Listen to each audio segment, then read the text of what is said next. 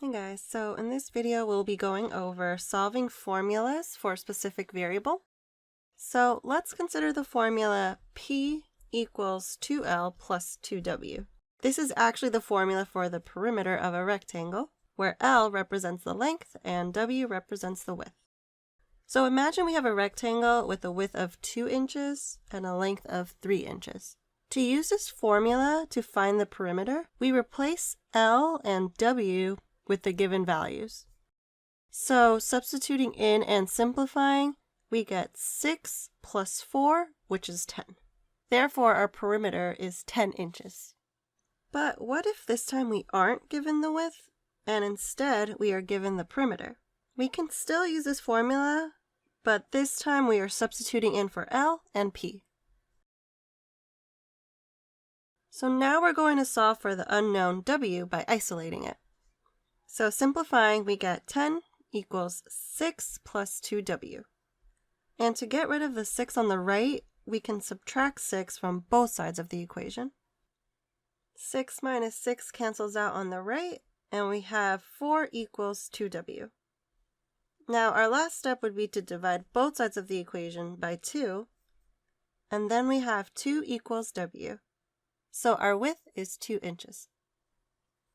So what if we had maybe 10 problems where we had to find the unknown width or the unknown length?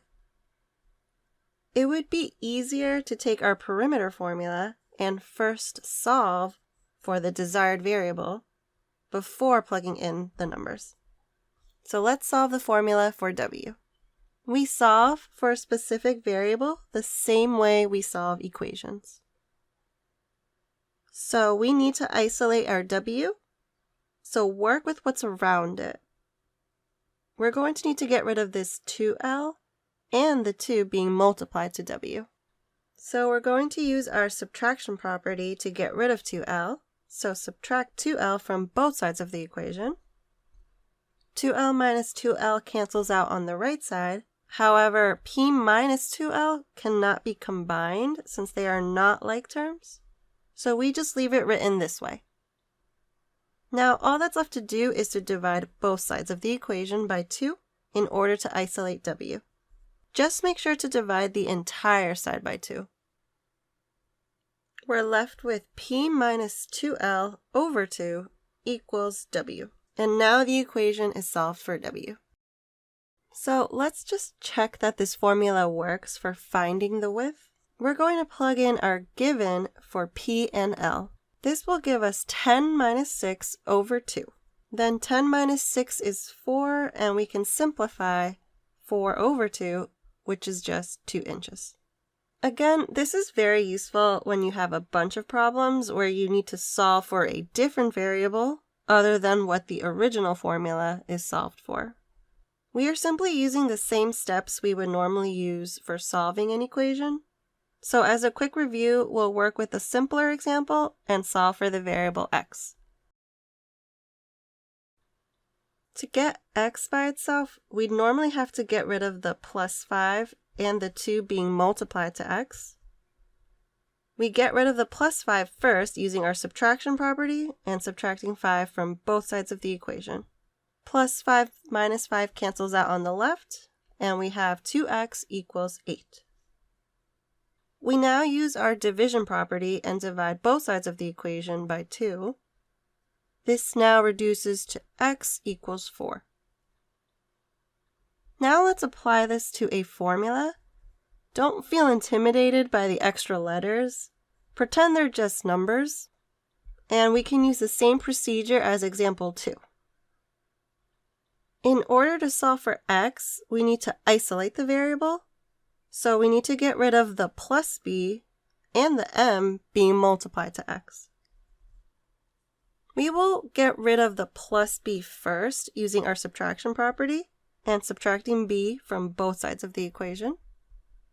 Plus b minus b cancels out on the left, and we have mx equals y minus b. Also, we can't combine the y minus b since they are not like terms. So we just rewrite it as is. The next step would be to use our division property and divide both sides by m and make sure to divide the entire side by m. M over m divides out on the left, and we're left with x equals y minus b over m. Now the equation is solved for x, and just so you know, this expression can also be written as y over m minus b over m. These are equivalent, so either answer is correct. Okay, let's try another example. This is a formula used in physics. We have R equals rho times L over A, and we wish to solve the formula for L. Therefore, our goal is to isolate L. Since we have a fraction, to clear the fraction, multiply both sides by the LCD, which is just A. So we'll multiply both sides of the equation by A. A over A cancels out on the right side. Then we're left with A times R equals rho times L. Our last step to getting L by itself is to divide both sides of the equation by rho. Rho over rho divides out on the right, and we're just left with A times R over rho equals L. And we're done. We've solved for L. The next example is a formula used in statistics.